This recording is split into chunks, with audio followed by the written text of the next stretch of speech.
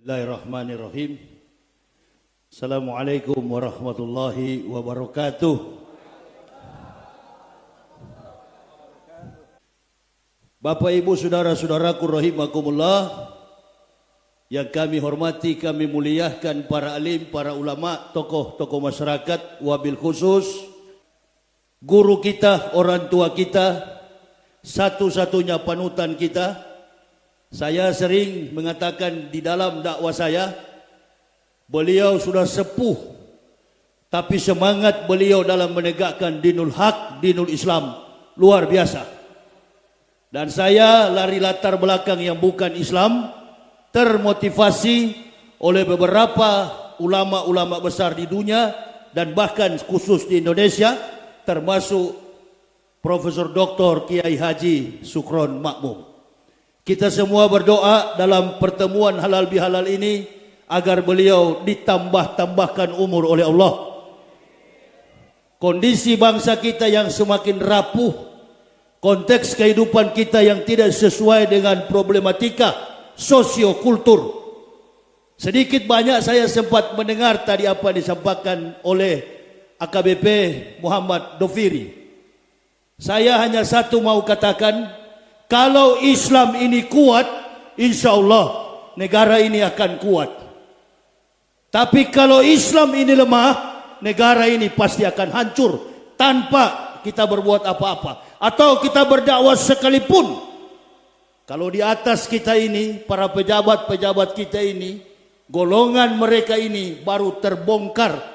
Kebanyakan dari mereka adalah orang-orang yang tidak disiplin atas ilmu keislaman. Islam mereka hanya di kulit, dan agama ini hanya dipakai sebagai tameng untuk mencapai kekuasaan, kedudukan, pangkat dan lain sebagainya.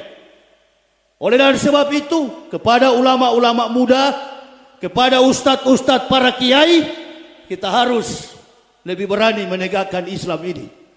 Tanpa harus menyinggung agama siapapun, tanpa harus menyinggung pribadi, demi tegaknya Islam di masa yang akan datang.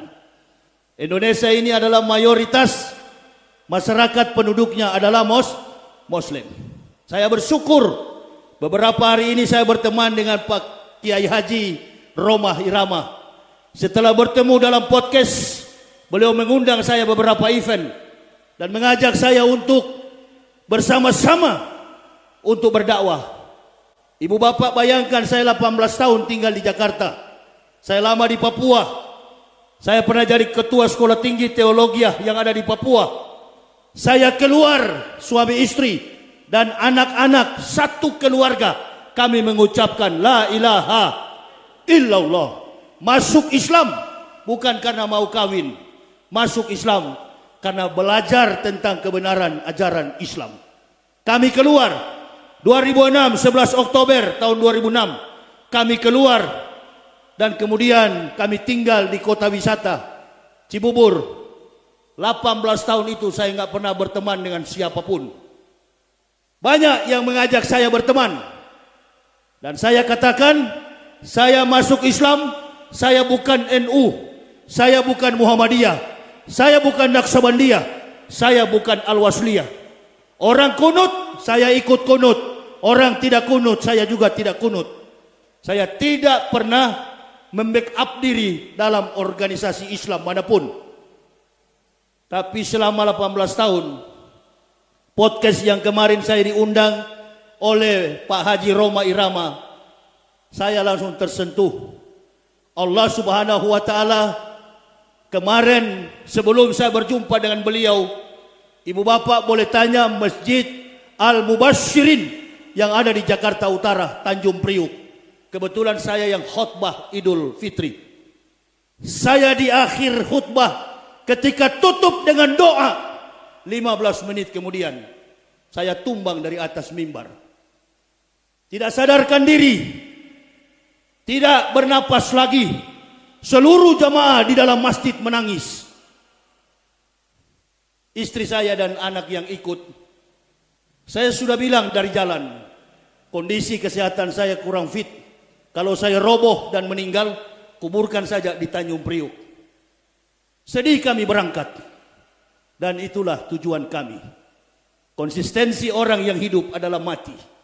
Tak usah hidup kalau takut mati. Seberapa lama kita hidup? Alhamdulillah. 78 tahun usia Haji Roma. 84 tahun usia Kiai Haji Sukron Makmum. Saya belum tentu sampai ke situ. Waktu saya roboh itu, panitia mengatakan kaki dan tangan Ustadz seluruhnya dingin. Tapi wajah Ustadz itu dalam keadaan senyum. Memang saya tertawa. Kesenangan apa yang belum saya rasakan?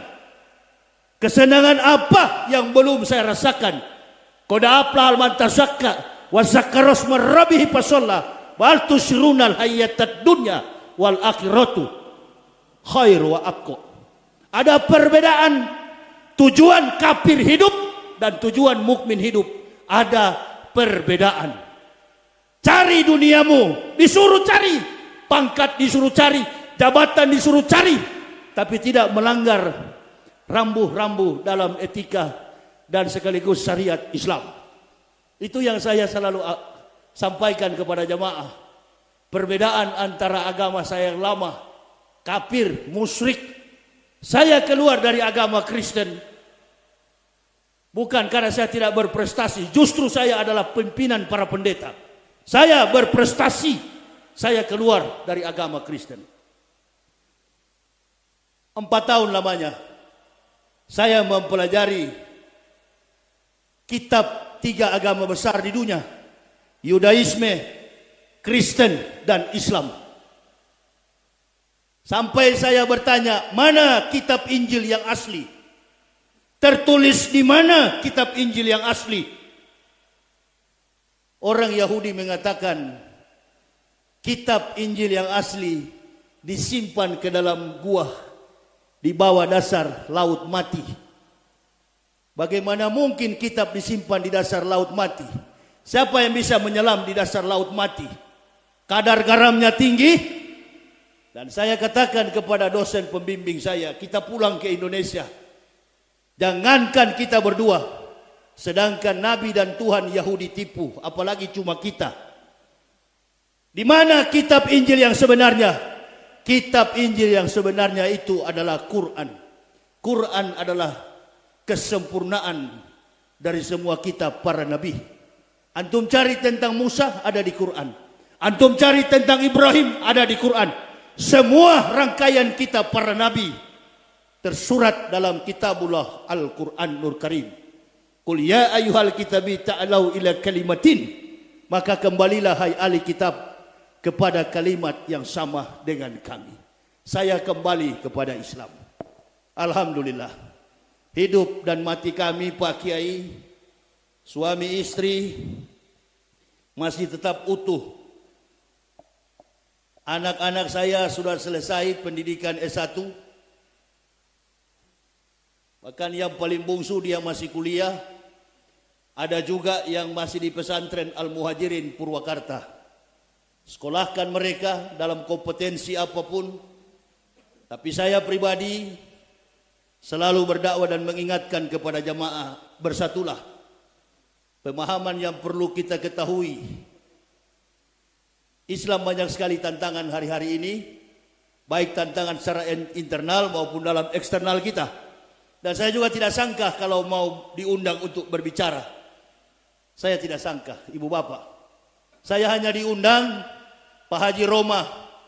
Saya malu-malu juga, takut-takut juga. Banyak ulama-ulama besar. Kalau UAS dan diundang memang cakrawala kemampuan intelektualitas. Akademik Islamnya kuat. Tapi saya ini kan orang bukan dari latar belakang Islam. Saya orang Manado. Makanya saya katakan statementnya Gilbert Lumoindong itu, ibu bapak mesti tahu. Gilbert Lumoindong itu bukan pendeta yang berpendidikan teologi. Karena beliau itu adalah dari gereja Anabaptis. Pendeta-pendeta kaliber itu ada di Protestan dan Katolik. Nah, itu orang-orang yang memang berkompeten. Dan apa yang dia sampaikan itu tadi ditanya oleh seorang bapak, apakah dia tidak tahu atau sengaja Ustadz? Dua-dua. Dua-dua. Dia sengaja dan juga tidak tahu. Saya sampai ditangkap kemarin oleh Mabes Polri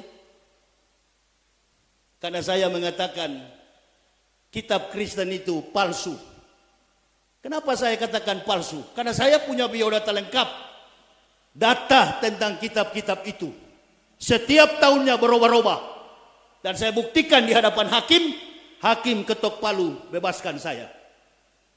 Para pendeta yang 21 pendeta yang bersaksi ditanya oleh hakim yang mulia Wahyu Imam Santoso, siapa yang ahli di antara kalian, terdakwa atau saksi ahli? Saya bilang saya yang mempendetakan mereka dulu yang mulia. Guru dipendetakan. Aneh, tapi saya ditangkap bukan karena teroris, Pak Dopiri. Saya tidak setuju. Tindakan-tindakan teroris itu adalah tindakan politik pengecut. Kalau berani jangan pakai pengawal. Saya keliling Indonesia, nggak pernah naik pesawat. Saya pakai mobil keliling Indonesia bersama anak istri. Di mana-mana kami dicegat, mobil kami dibakar di Manado. Kami tidak pernah lapor kepada jamaah. Itulah resiko berdakwah. Orang yang menghancurkan kami, yang membakar mobil kami, alhamdulillah satu keluarga masuk Islam. Maka lihatlah presentase umat Islam di Manado tahun 2024 62%. Dulu cuma 0,18%. Jadi yang diislamkan kafir, jangan islamkan orang yang sudah Islam. Ini yang terjadi. Jangan mau kita diadu domba antara ulama dan para habaib. Jangan mau kita diadu domba. Nggak usah terpengaruh.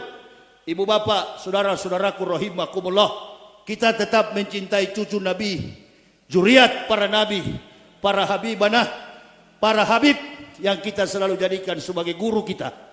Begitu juga kiai-kiai dari keturunan Wali Songo. Kita jaga persatuan ini agar Islam semakin kuat di Indonesia.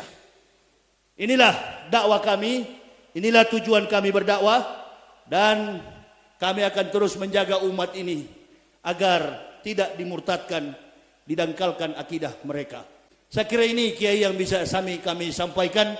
Mudah-mudahan bisa memberikan motivasi baru bagi seluruh jamaah. Saya juga tidak sangka mau disuruh berceramah. Padahal saya cuma mau datang hadir saja. Ya, jadi saya kira itu yang bisa kami sampaikan. Mohon doa bagi kami supaya kesehatan kami pulih kembali. Ibu bapak, inilah yang bisa kami sampaikan sekali lagi. Ini ada beberapa kiai yang mungkin akan tampil, insya Allah. Ada Kiai Agus Darmawan, ada Kiai Haji Tile. Tadi saya begitu sampai ketawa terus ketemu beliau. Nah ini dia, aslinya sudah ketemu sama saya. Ya, mudah-mudahan ibu bapak selalu mendoakan saya. Karena masih ada sakit ketika keluar dari penjara. Saya masih mengalami kadangkala sesak napas. Jadi mohon doa dari ibu bapak agar kesehatan saya pulih secara total. Barakallah. La ilaha illallah Muhammad Rasulullah. Allahumma salli ala Sayyidina Muhammad wa ala ali Sayyidina Muhammad. Allahumma salli ala Muhammad wa ala ali Muhammad. Wassalamualaikum warahmatullahi wabarakatuh.